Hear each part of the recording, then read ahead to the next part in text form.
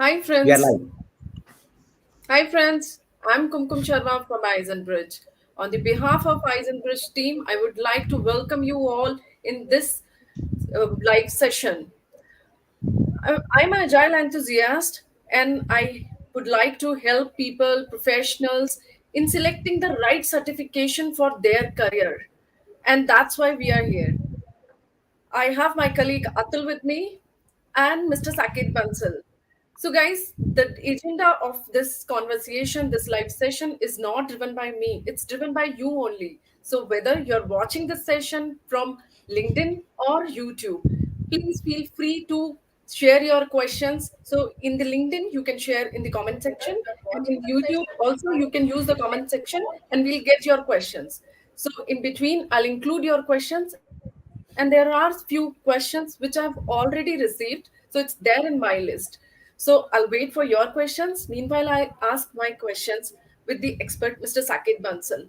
And after the first half, Mr. Shekhar Burra will also join us in this session, and he'll also help us in understanding of CSM, ACSM, and CSP-SM. So this is the complete Scrum Master path.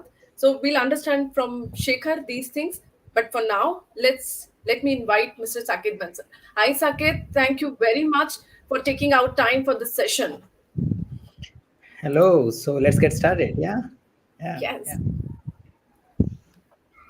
So, Saket, I have my questions, and to be very honest, it's nothing like of course, people are asking, but yeah, it's a very relevant thing. So, we all know we are in a pandemic, and these days, everything we are conducting virtually. So, what do you think? The virtual session, the way we were conducting in-person session, it's the same impact, it's the same insightful sessions, or there is any difference? So the way I see it, each channel, each media has its own way of communicating and information, and one has to leverage each media differently. So say that you may go to watch a live event, and you may like a live sports event, or you may go for a nice movie, which is a digitally prepared thing. So the experiences are different. So we can't say which one is good and bad, but there is a different way of utilizing the experience. Now, when it is concerned towards education, certification, and career growth, so this seems to be our primary focus area. So like, can I learn? Can I be ready for my upcoming job profile? Can I certify myself by going through my online education space? I believe that's a perfect thing. You one can definitely go through the online learning experience, and that learning experience is good enough to prepare the individual for the upcoming job or a certification the person is looking for. Now, most of the online educator, including us, we create, it is no more just a PowerPoint presentation running on the screen. I think in today's world, I wonder if any trainer does it like that. So in general, the educator always facilitate and design a session where your involvement as a participant is also there. So you have been given activities. There are features called breakout rooms where you get into group activities, you do some interactions. There is mechanism to handle question and answers. And especially in our case, we also support some kind of a post classroom learnings. So the collection of videos, mechanism of raising question after the class also helps you to create a little bit longer duration learning path. For many of our certification, we also spread the training across multiple weeks. So which was very difficult to do when we were doing classroom programs. So we used to do, for example, Agile Coaching 3 days at a stretch, Leading Safe program 2 days at a stretch. So because when you are standing in face to face, it was okay. Yeah, you can do it. But when you have a virtual learning, you may want to experience it, digest it, research it, and then clarify it. So we do have various alternatives for most of our programs now, where one can choose doing at a stretch or doing in a small pieces. So that is also depends upon your learning style. Some of you may prefer to do at a stretch, some of you may prefer to do in a bits and pieces. So personally I feel the online space is giving you more flexibility, more opportunity to pick up the training of your choice. Because earlier you look for your city, you look for a particular training, you look for a particular date, and sometimes all these three things may not work out for you.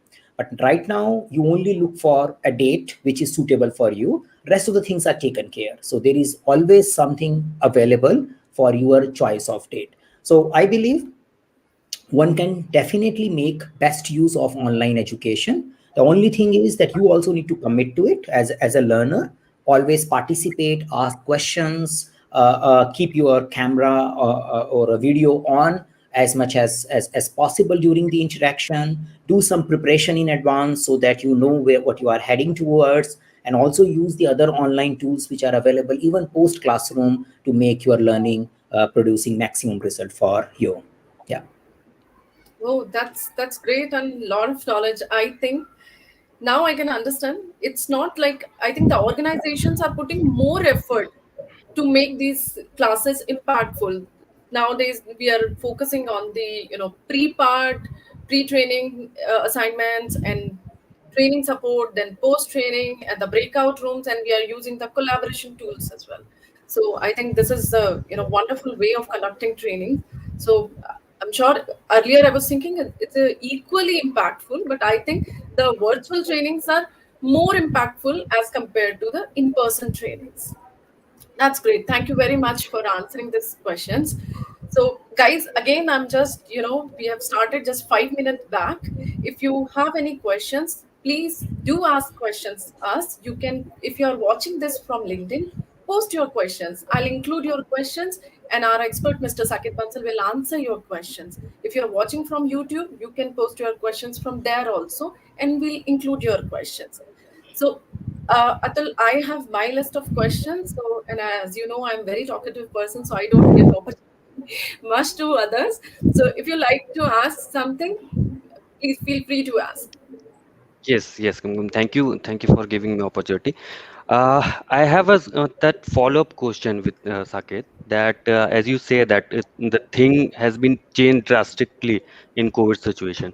So I have talked lot of participant as well as conducted some research. So lot of people want to know that what are the industry trends and which framework will lead the IT industry in coming years, like 4 and 5 years.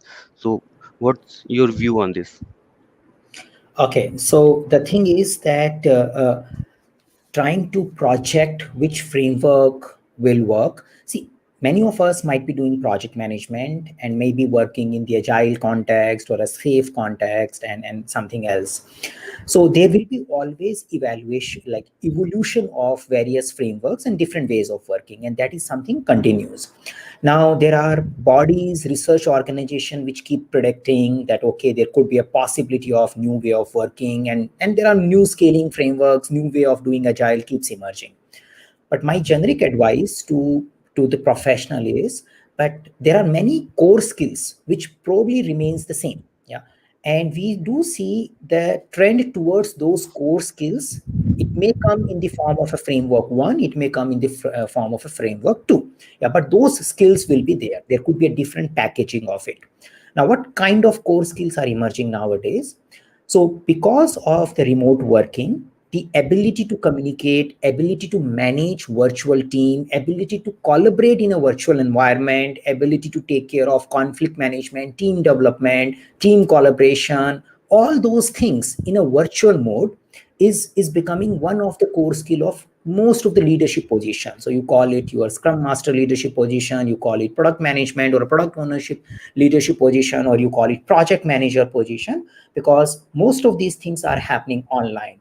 So say you have a stakeholder. Earlier, you could talk to the stakeholder during the coffee breaks. You can meet them in some other meetings, in cafeterias, and then you develop some relationship with them. And based on that relationship and that kind of an acquaintance, you may get some kind of a comfort, a trust, and then person may reply to your queries relatively faster over others.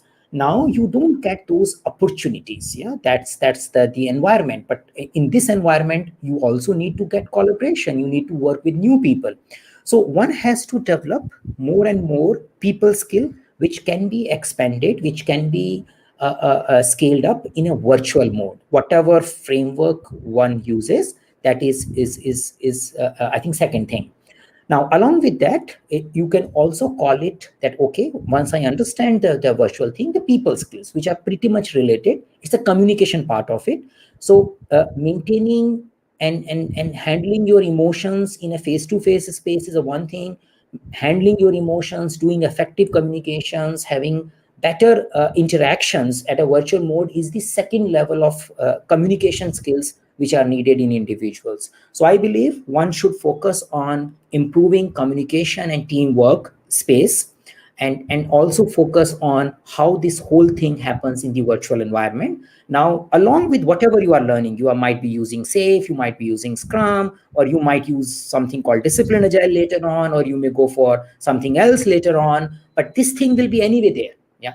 And even the various surveys organization nowadays, the major conversation happening is, okay, will we be working from office, or will we be working from home, or will we be doing hybrid mode, or what mode we are going to operate? So majority of the research are primarily around that, and some companies are deciding to go all virtual, some companies are deciding to come back to the office, some companies are looking for some kind of a mixed mode approach.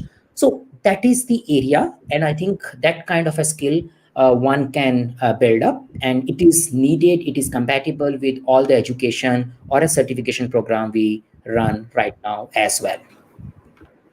Okay, that's great. Actually, what I get with this conversation, that people management is more important in current situation. Every framework will change, and you need to sometime you adopt that framework and this framework. But the main goal is to how you manage people and how you collaborate with team. Thank you for your insights. Kumkum, over to Perfect, you if perfect. you have some questions. Yeah. So now I can recall the last session. I mean, the first session, the PMP session we had, and during that session, we discussed about this thing also. Like PMI has included some, knowledge areas in the virtual team management. So I think there is a one chapter, and we discussed about, and you said even there are questions also, significant amount of questions also there in the exam of PMP. So I think the way PMI has included the virtual team management, I think the other governing bodies will also think about, and of course this is makes sense. I can Yeah. understand. So what we can say is, not we don't call it knowledge area. We can say that they have started focusing on that particular way of working, because knowledge area is something Yeah. reserved for something there, word around knowledge area. But yes, there is a good amount of content allocated to virtual way of working, while we teach and while someone get tested in the exam as well.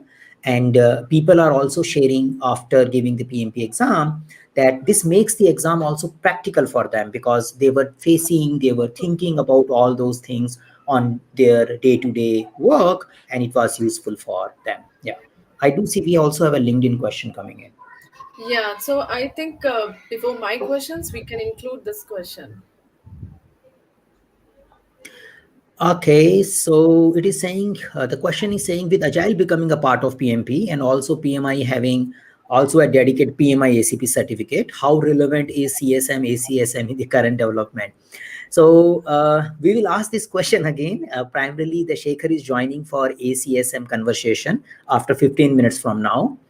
I do have my personal view. I believe if one is working in a projectized environment, yeah, so you may have kind of modified implementation of Scrum. You have your own hybrid Scrum, which might be running because you are working in a projectized mode. You have a start date, you have a finish date, you have a contract to adhere to. You are not working as a product line. You don't have a ongoing product backlog, but you still use a lot of thing related to Scrum. So if you're working in that space, I believe preparation and doing things which are more linked to project management space, PMP space, is a good idea in my view. Whereas if you are working in a Scrum environment, in a product environment where you don't work in a projectized contract mode, and there is no vendor, customer, and all those kind of mess is not there, you have a proper Scrum implementation. In those cases, like taking your journey forward on a Scrum Alliance path might be more rewarding. So one may go from certified Scrum Master to advanced certified Scrum Master, CSP-SM, and later on certified team coach or enterprise coach, and help the organization as well as team in excelling in their agile and Scrum journey. So I think each organization has their content, their unique positioning, their market segment. What we need to choose is something which aligns with our passion, our experience, and our future goals, which we have from our career. Yeah, so that's something I would say here. You can post your follow-up query if you have on LinkedIn, and we will pick it as it goes. Yeah. Thank you very much, Saket. And I think, Mr. Ram Sharma, you got your answer. And if you have any other questions, you can post here again. And for others, if the people joined, now this channel, so we just started 15 minutes back, and we are asking questions from the expert. If you have any questions, please feel free to post your questions in the comment section. If you're watching from LinkedIn, you can post. If you're watching from YouTube, you can post there also. We'll include your questions.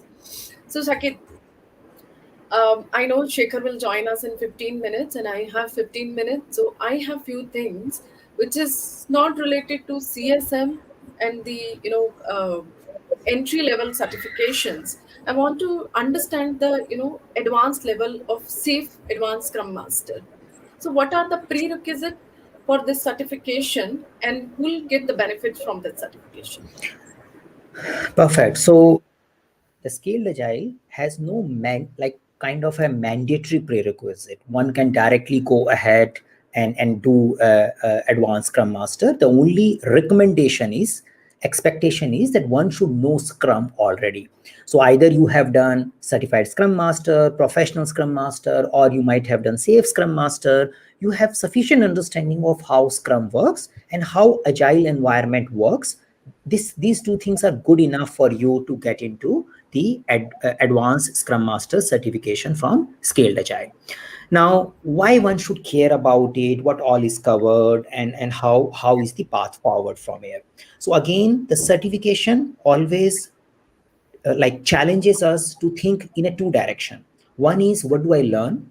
Another is, what is the branding of that particular certificate? If I have that certificate, what kind of a recruiters might call me? What kind of a job vacancies might start? What kind of a job positions might start giving attention to my profile? Or like, how do I start matching with some of the job profiles? So there's a branding part also one has to be considered. So when I look at Advanced Scrum Master, it is a place where we are exploring how to coach teams, how to mentor them in excelling in their Scrum and technical journey when they are working in a safe environment. And it also takes us towards a level where Scrum Master starts supporting the program manager, who is a role called release train engineer in SAFE, in doing overall program level coordination and management. Yeah. So how do we aspire to take a second step? So the Advanced Scrum Master is kind of a certificate which is Scaled Agile is saying from Scrum Master to Release Train Engineer transitioning certificate, kind of. So you can say the Release Train Engineer can be Advanced Scrum Master. They do have RT certificate, but in their website, they do mention this, the target audience for Advanced Scrum Masters are also Release Train Engineer. So people who are already practicing Scrum, and they might have done some amount of safe education, and they want to say, okay, we want to equip ourselves in understanding some of the ideas which are there in safe, and make ourselves ready for the next role, like the release train engineer. They can pick up the Advanced Scrum Master. It's a 2 days program. 2 days means 14 hours. In a virtual mode, it might be done 3 days, 4 days, 5 days, depending upon how many hours one spend on a daily basis. But yeah, it's a 14 hours program. And more or less the process is exactly the same with other safe certification like leading safe, POPM, or safe Scrum Master. You attend the class, you get 30 days to give your exam, you give the exam from your home, and once exam is cleared, you get advanced Scrum Master certification. So if you are aspiring to get into release train engineer space, RT certificates are pretty much expensive. So if you, before you invest in RT, you may want to do from this particular path. Yeah. Perfect. Thank you very much for this answer. So, I mean, we can say We have yeah, we we have have one more question. YouTube. Okay, we'll Yeah, yeah. include the question first, and then I have forward questions. Okay. Perfect. So I have done CSM, Safe, Agilist, which certificate need to go for the next for an agile coach position. So say again, we need to see the position, create an understanding of roles and responsibility of that position, and identify what all skill sets are needed, and then plan our skill enhancement as well as certification journey. So I don't intend to say that a particular certificate can make you a particular profile. That's the thing. At the same time, certification helps you in seeing what all is needed in order to approach a particular a position. Now, agile coach position in general is something to relate to. You are influencing, mentoring multiple agile teams. You might be providing some amount of consulting and some amount of coaching. So that may become a little controversial also, because each job profile may look for different composition of consulting and different composition of coaching. Yeah. So now, by knowing, say, SAFe, by knowing Scrum, by knowing Kanban, and understanding in detail, and ability to help people to train in Scrum, train in Kanban, ability to create, facilitate various ceremony, giving you the mentoring and coaching capabilities in an agile related topic. So that's the one thing. The another thing which is needed majorly in the agile coaching space is the understanding of the coaching mindset, and talking about how do you coach. Yeah, you do mentor consult, but how do you also coach and influence people? So it's more about understanding coaching way of influencing, understanding the team coaching space, working on ideas, techniques to create high performing team. So you need to look for the content which helps you in doing that. The another thing one has to look for a branding. So you have a certificate which is usually done by the agile coaches. So when you have that certificate in your profile, so your profile start getting some attention, and people start taking you little bit seriously, that okay, this guy might be a good candidate for agile coach. So good starting certificate, which is again 3 days of a 21 hours kind of a program, is IC Agile Coaching Certificate. That's a good starting point. One can pick up. It is about the agile direction, and then you will know what else you might need. So my advice, if you just want to know one certificate, ICP-ACC is a good thing to look at. And the second advice is look at some of the job profiles of agile coaches, your target aspiring job profile, and make a list of the things which are asked there. You while you do this research, you will also see the certificates which I am talking about, and that is something will be a good thing to do. Yeah. Thank you very much, Saket. And I think, Manoj, you're happy with the answer and you got your answer. But thank you very much, Manoj, for asking these questions, because now, after seeing your question, I have the follow up question. So, Saket, again, the question is same. I'm just going back to the same certification, Advanced Safe Scrum Master. So, if we can take the scenario based thing, like the person is CSM and Safe Agilist, and they want to take that deep dive into the coaching space. So, advanced safe scrum master is a good fit for this kind of profile. So the idea here is, if one wants to target in a safe environment alone, then advanced scrum master might be a good certificate to get into release train and the coaching space. Yeah. So if you are working in a safe environment and you want to position yourself as a coach, mentor to multiple Scrum teams, agile teams, whatever we call them, in a given release train, then rather than doing ICP ACC, you may do advanced safe Scrum Master. It can give you the edge. The only challenge here is the advanced Scrum Master utility majorly limited to the environment where safe is used. So if you have a situation where safe is not used and you are looking for generically positioning yourself, yeah, as a mentor and coach to multiple teams, then you may have a challenge. Yeah, that's the second thing. Now, from a safe perspective, they do have their coach and consultant certificate. They call it consultant certificate, which is called safe implementing safe, which is called safe program consultant. So people who are expected to bring implementation level safe should do implementing safe. So advanced Scrum Master is something you are working in a delivery space. You are mentoring, coaching multiple agile teams, and you are aspiring to become a multiple teams Scrum Master or agile release train engineer in at some point in time. That is if you have that area or a situation, then you will go for advanced safe Scrum Master. If you want to get into safe coaching consulting business, you don't want to work with the individual teams, you want to work at an enterprise level safe adaptation thing, then you go for implementing safe program. Now with implementing safe or without implementing safe also, because actually when you see a agile coach's profile, you see 7 8 certificate, you just don't see a one certificate and person becomes a something. So usually you need multiple thing. So you usually see ICP ACC coming whenever person takes first step in coaching.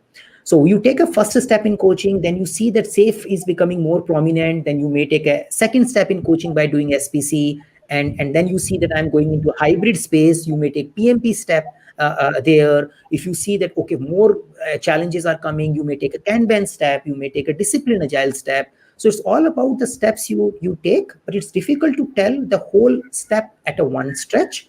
You take a one step and see what is working next. So by default, ICPAC is a good step. Yeah, and you will know what to do next once you start from there.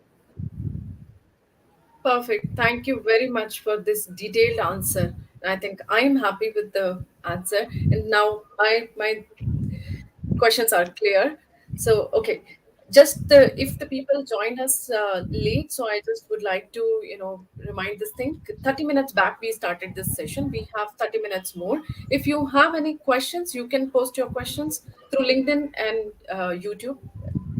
Not sure whether you're watching this from LinkedIn or YouTube. We are live on both channels.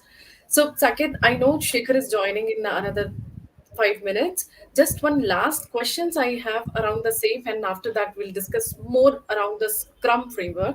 Okay, safe LPM. Okay, so this certification is not very famous as of now, and people are not aware much.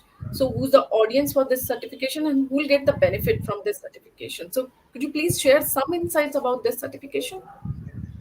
So say the Scaled Agile has around 13 programs, and they have program for each and every role. And the design of this program is meant for supporting the safe implementation journey. They are not designed for public education programs. So in a way, from a safe perspective, the public education program is only one, which is called Leading Safe. So if someone is just want to get educated and has never done understanding of like a safe or anything, then they better start from Leading Safe. But once they have the education done, then they can do the other things. Now the LPM Lean Portfolio Management Certificate is designed for the people who are working in a safe enterprise at a strategy level, at a prioritization level. So when people who are expected to do the kind of initiative approval or business case review, and how do you do budgeting, and how do you allocate money to a given team, and how do you review them, are they making desired profit or not? So that is a type of thing is explained and educated in the lean portfolio management. Now as the safe implementation also goes, not people's, like if I'm implementing safe in a given organization, I may not start from a portfolio management layer in the beginning. And that's why the need and understanding of LPM may come little later after the safe implementation gets started in the organization. So in general, it is primarily meant for the people who are in a strategic space, initiative space, budgeting space, in a safe enterprise. Yeah, so that's the market segment for it. Perfect. Thank you very much. Just one last thing about the LPM. So, what you would suggest? It can be the first certification, or the leading safe knowledge is required for the LPM if It can somebody. be a first certificate depending upon who you are. So we have many clients who were business consultants. So there was a business consultant who has been consulting portfolio for a while, and he started getting a lot of query into a lean portfolio management. He said, okay, I know I am doing portfolio consulting. I'm implementing various portfolio tools. Now I need to understand what is a lean portfolio thing, because my clients are also using safe now. So that kind of a person may do directly the LPM. That's the one segment area. The another is that you go to a safe implementation and you have a set of people who will play a strategic role in defining how the big agile teams will get formed and how they will support business. So those people may also go for lean portfolio management directly. Perfect. Yeah. Thank you very much for this kind of clarification. I'm good, and we can include Shekhar also. Hi, Shekhar. Shekhar, well, Hey, hi. Hello. so Shekhar, welcome to the show. All right. Okay. So, what's coming up for us? Okay, so see, I am getting little echo back. Let's see. I don't know. Yeah. So the thing is, There is the some thing is, disturbance. I I think don't we know. Yeah. Okay. I think.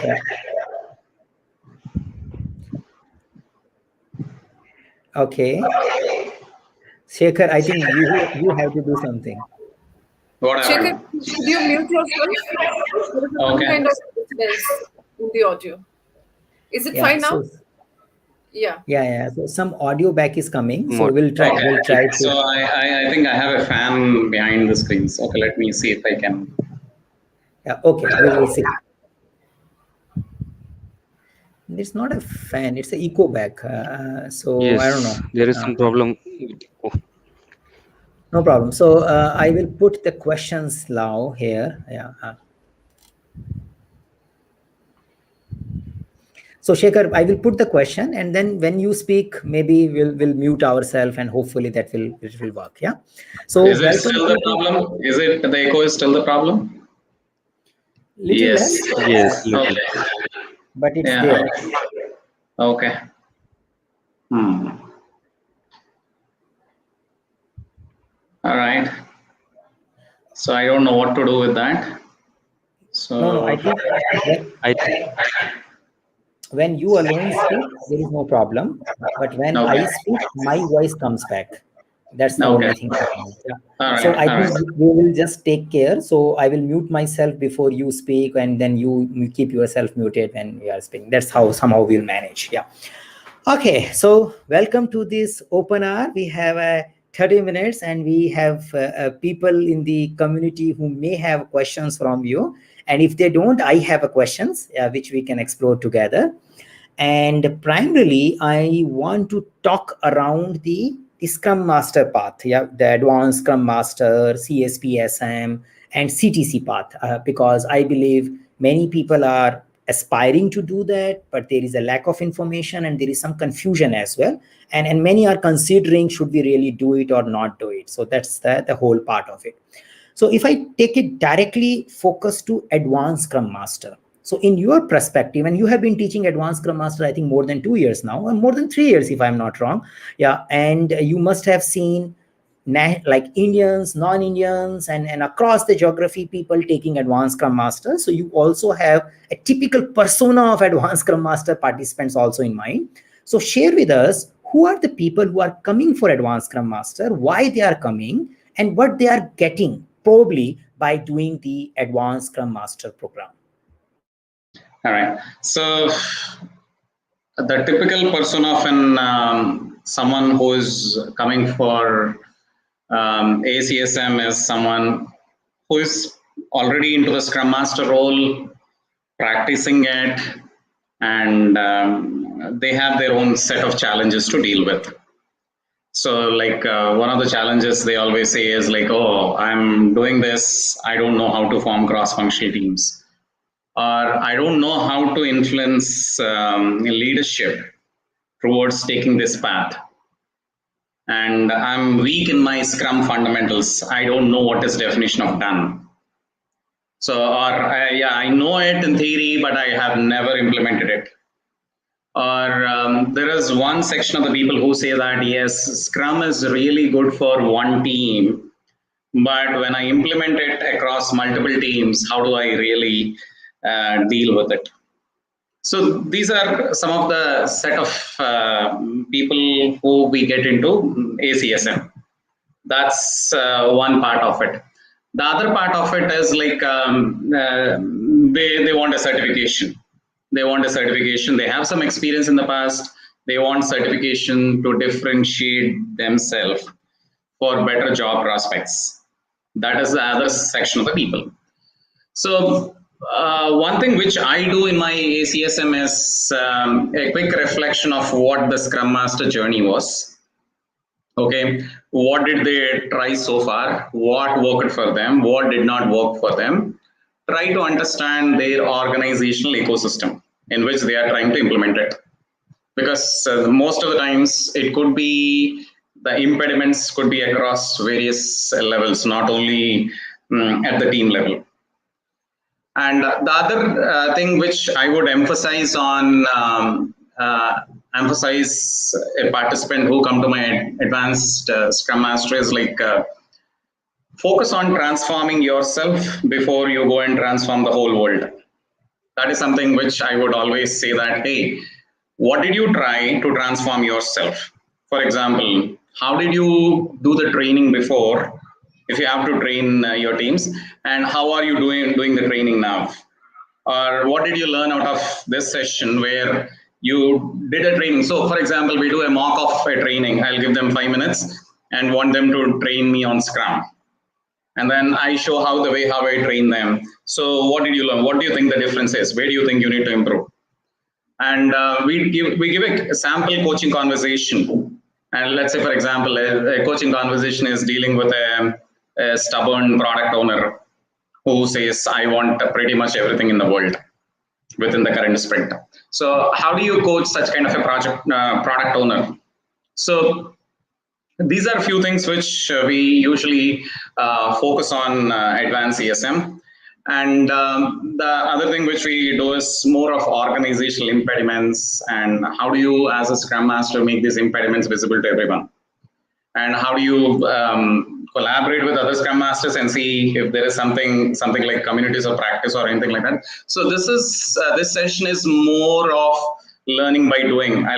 We give a retrospective scenario and ask a Scrum Master to facilitate it, and then we reflect back on it. Or we probably go with large group facilitation techniques like open space, World Cafe and all, where how do you as a Scrum Master facilitate beyond one single team? So these are a few things which I usually talk about, we usually discuss, and then say that at the end of the ACSM, we also give an assignment so that people can reflect on it and then see what did they learn and how is that going forward they wanted to present. And every student, every participant in my session, they walk out with an action plan. What is that they wanted to do in the next 30 days, 60 days, and 90 days. So that's how I usually run the session. Yeah. Perfect. So what I'm getting here is that first is the people who want to refresh or advance on their Scrum journey. They usually join the Advanced Scrum Master program. There are some set of people where the certification also matters along with refreshing the Scrum journey.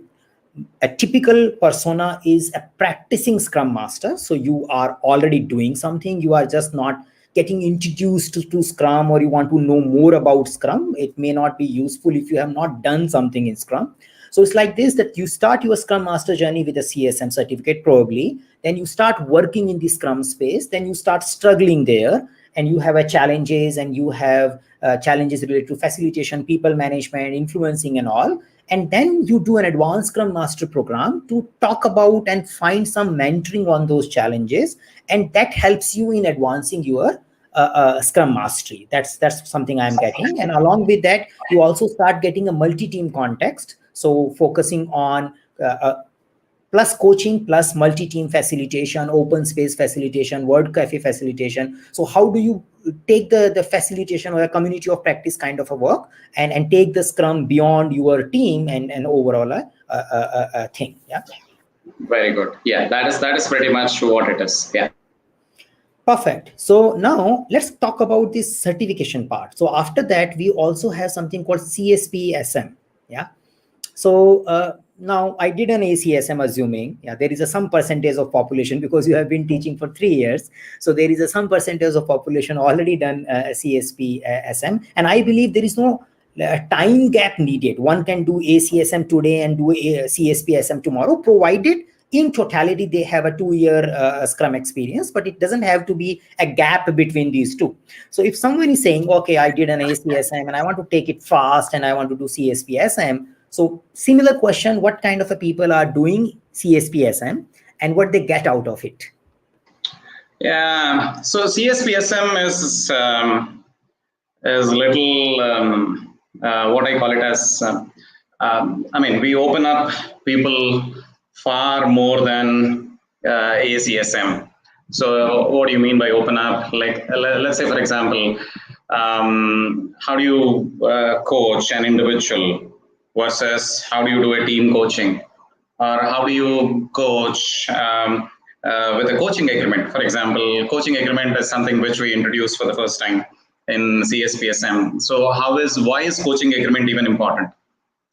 And in my CSP-SM, I also talk about something called as liberating structures. So where you have a lot of facilitation techniques where how to apply which technique to what scenario.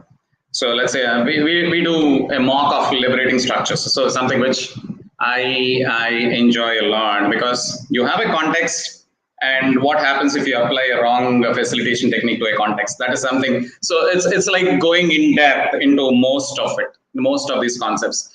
And we also talk about mentoring. And then we take a product, and how do you break the product into a product backlog and do a multi-sprint planning. It's all about multi-sprint planning, multiple teams working together. That is also part of CSP-SM. And I specifically look at systems thinking. We go into systems thinking and say that, okay, can you make a causal loop mapping? Or can you, work on a technique for removing impediments like value stream mapping? So these are some of the techniques which we use, which are far more advanced than ACSM. And so it's like opening up their thinking to a system, to an organization. What are some of the organizational impediments that can impact a team, or that can serve as an impediment for your team being a high performing team? So these are a few things which I usually look into in CSP-SM, but CSP-SM has a lot of things for us to reflect back. And then we also follow that up with an assignment, and people wanted to, hey, this is what all I learned, and I give a context and a situation, and how do you deal with specific context and situation. So mostly scenario based, situational based. They can bring their scenarios and situations. I give my own scenarios and situations, and see which techniques, tools that we usually have, and we wanted to apply the right techniques to the right context and situation. That is what is CSP-SM. Much beyond ACSM, the depth is more in CSP-SM compared to advanced CSM. Yeah. Okay. So what I get here is that when we go to CSP-SM space, it is more about system thinking. It's more about applying agility at enterprise level, facilitating overall multiple, say, Scrum teams working together, sometime even looking at product roadmaps, also looking at doing product level release plannings, and applying various, understanding various facilitation techniques and applying appropriate facilitation technique in a given context, and reflecting back how the overall enterprise agility can be taken care. Yeah. So I do see. So just forgot to mention that we also look at some of the culture models. What culture really suits the organization, or what culture really suits the team? What is your current culture, and how do you want to move from the current culture to the other way of culture? Let's say, for example, my culture is very bureaucratic. So how do you move away from a bureaucratic culture to a culture of empowerment?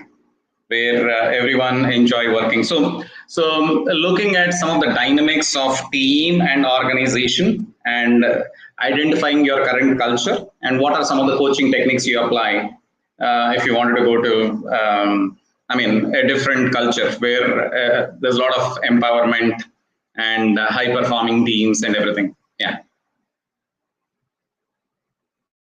So what I get here is that the cultural aspect and how the culture influences your working, and first awareness of it, and how possibly you can influence the evolution of a culture or a change of a culture, if I say that, is something, a particular topic, which starts with creating an awareness, and then one may go a little deep into it. Yeah, but we have a small interesting question coming in, and it is saying, what is a prerequisite for doing advanced CSM? And I just extend this.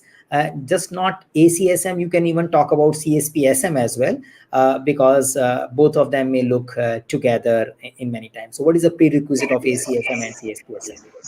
Well, so ACSM is 1 year experience. You have to document this 1 year experience in Scrum Alliance. Minimum 1 year experience, it can be more than that, as a practitioner.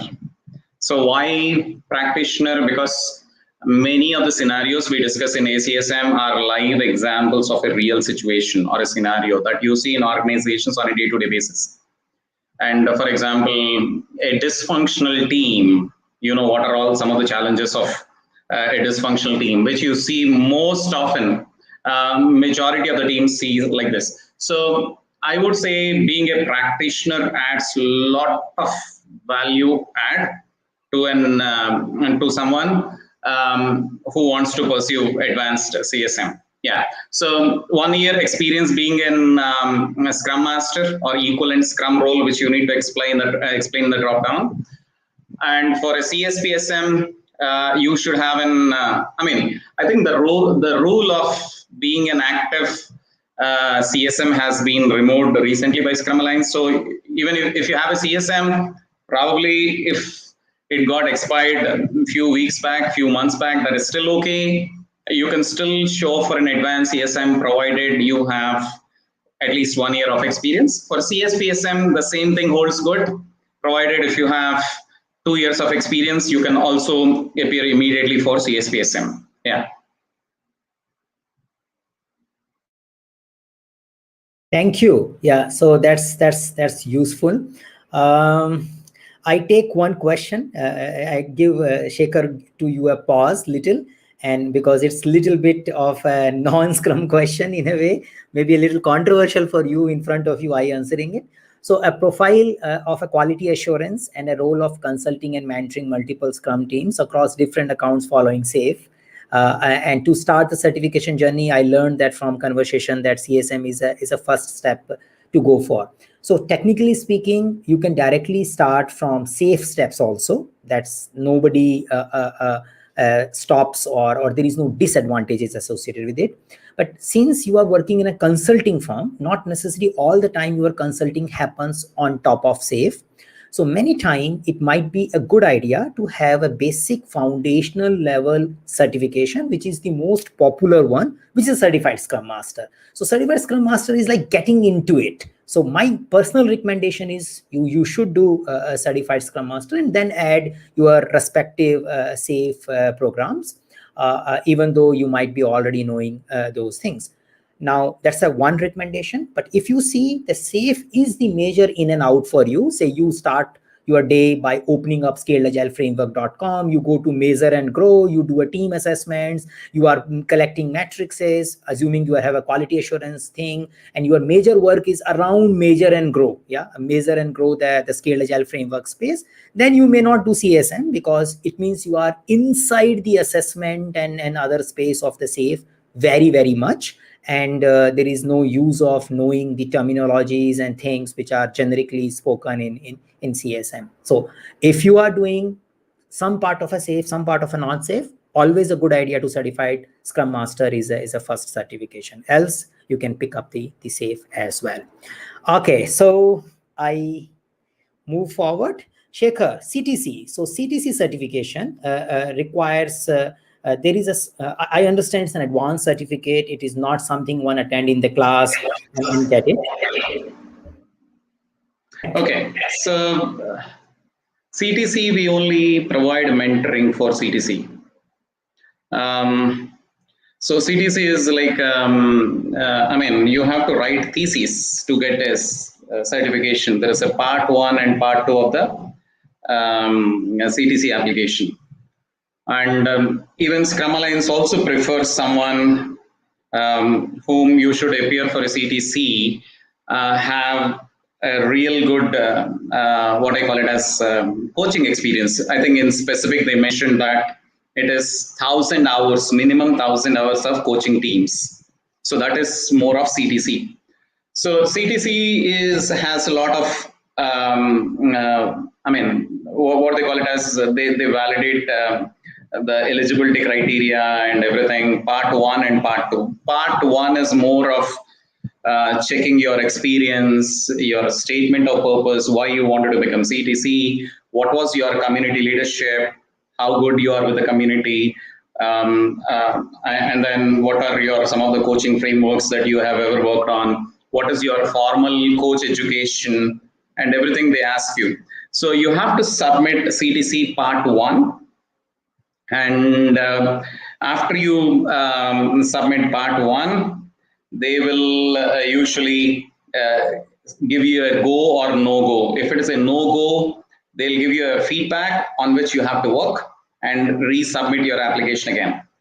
So now after part 1, so now there is part 2. Part 2 has a lot of descriptive questions where you have to answer questions just like how we have written exams in our childhood days, where it's a descriptive question where you should answer every question in 600 words or less.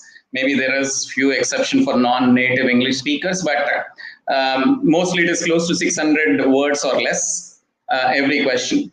So now in part 2, they basically look at your coaching competencies, your coaching mindset, and coaching specialities. So these are the 3 areas where you have three questions for each of it, and then you have to submit, and someone will validate these questions, and they will probably give you a go or a no go. If you clear part 1 and part 2, then you are probably eligible for getting a CTC certification. So it is not an online exam.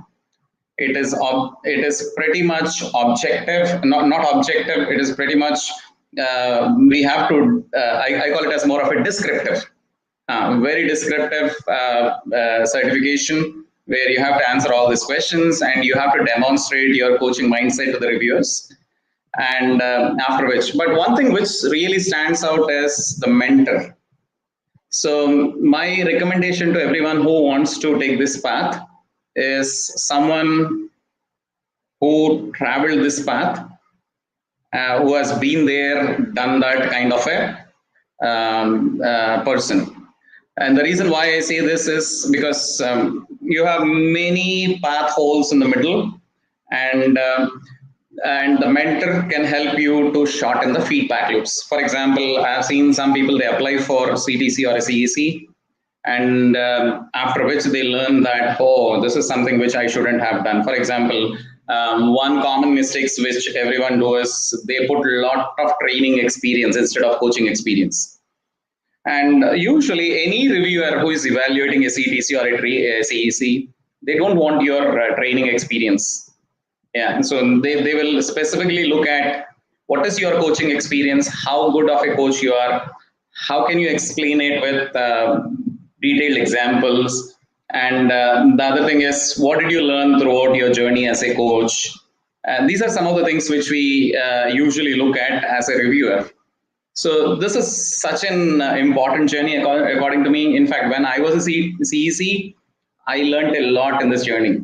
So shortening the mentor can help you shortening the feedback loops. That's it. So for example, if your application has to take an year from the time you started, from the time you get the certification, with the help of a mentor, you can cut down this time. That is what a mentor can probably add value to you. And mentor can be an easy reference for the reviewers to reach out. That is also one more advantage. Perfect. So what I'm getting here is the part one, part two applications. Part one is pretty much validating eligibility and having very clear cut criterias, like are you visible enough in community, are you contributing enough in community, do you have a formal coaching education, do you have a formal coaching experience. So those kind of stuff which are relatively easy to validate, not that subjectivity involved. And once you pass through that first barrier, then you get 3 by 3 questions, overall 9 questions. There are 3 competencies, and each question has to be answered in less than 600 words. So I can say you may end up writing, say, 400 to 600 words for each question. That's probably you will do. And you will, it's kind of an essay writing. So you need to write 9 essays if people have done something in MBA. So the 9 essays you write. And mentoring can play an important role because mentor can tell which experience to zoom in and which experience to ignore, because many times people may start saying I have trained 1,000 people during the last 1 year, and then reviewer will say then you may not get time to do anything else other than training. Looks like you are in a wrong certification program. You should choose something else. Yeah, and that can even create a problem for your second attempt as well, because you already said that you have been training for 1,000 to people to a particular year. So that could be a risky thing. And I also end up talking to people and they tell, sometimes they position a lot of consulting experience. I created a PMO, I collected matrices, I have been doing assessment level for X assessment in Agile and Scrum. So those kind of things might also turn out to be risky, because you are doing something which is not the desired thing for a coach profile. You might be doing it at some percentage, but that is not the zoom in thing. Yeah, so consultants are, I mean, I strongly recommend consultants not to apply for a CTC or a CEC certification, because that is not consultant focused. Yes, everyone do some kind of a consulting here and there, but that is not what a reviewer is probably interested in. Yeah. Perfect, and that's why I wanted to bring this topic a little clearly, because in practice people end up doing consulting and also believe that consulting is equivalent to coaching, and they may proudly showcase that in their application, and later on realize that was not the right thing to do. So that's the thing. And just to add, Shekhar also provides the CETC mentoring programs, and I understand with the help of mentoring you can shorten the feedback loop. And Shekhar, I think you are CEC for more than 6 years now. How long you have been CEC? Yeah, so I've been 2014 January. So now it's like it's 7 years, I believe. Yeah, I've been there for 7 years. Yeah. I do believe that Shekhar was also very active reviewer. Yeah, I don't know what he's doing right now, but till few months ago he was always a very active reviewer, Yeah. which itself. Still, I'm a reviewer. Still, I'm a reviewer on Scrum Line's CEC board. So at least do a few of them every year. Like I do like 5 to 10 reviews per year. So yes, I learned a lot from reviewing others, and I take part in the review team meetings and all. And we share a lot of information, like how someone has written this application, how someone has written this application. So when you compare these two, which one is likely to be more passed? So I learned a lot being a reviewer at Scrum Alliance. Yeah, it's very enriching. It's a journey of learning from others' experience. Yeah, I've been a reviewer for 7 years. Yeah. Perfect. And the other thing is Shekhar is also ICF coach. So he is also getting into pure coaching space.